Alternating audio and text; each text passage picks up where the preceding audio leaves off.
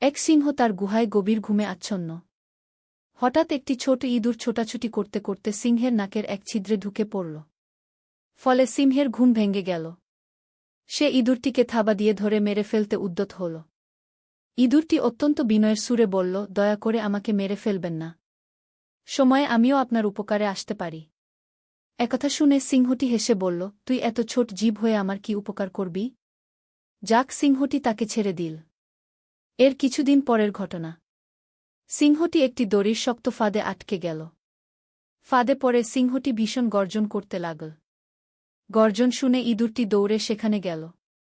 সিংহের বিপদ দেখে সে তার কানের কাছে গিয়ে তাকে গর্জন করতে নিষেধ করল। কারণ যারা ফাঁদ পেতে রেখেছে তারা গর্জন শুনে ছুটে আসতে পারে। ইঁদুরটি এবার তার কাজ শুরু করল। সে তার দাঁত দিয়ে ফাঁদের দড়ি কাটতে শুরু করল। অবশেষে সে সিংহকে ফাঁদ থেকে মুক্ত করল। মুক্তি পেয়ে সিংহটি ইঁদুরকে ধন্যবাদ দিল এবং সেই সঙ্গে বলল, তোকে আমি অবজ্ঞা করেছিলাম, কিন্তু বুঝলাম কাউকে অবজ্ঞা করতে নেই। শিক্ষা, ছোট বলে কাউকে অবজ্ঞা করতে নেই। বিপদে যে কেউ উপকারে আসতে পারে।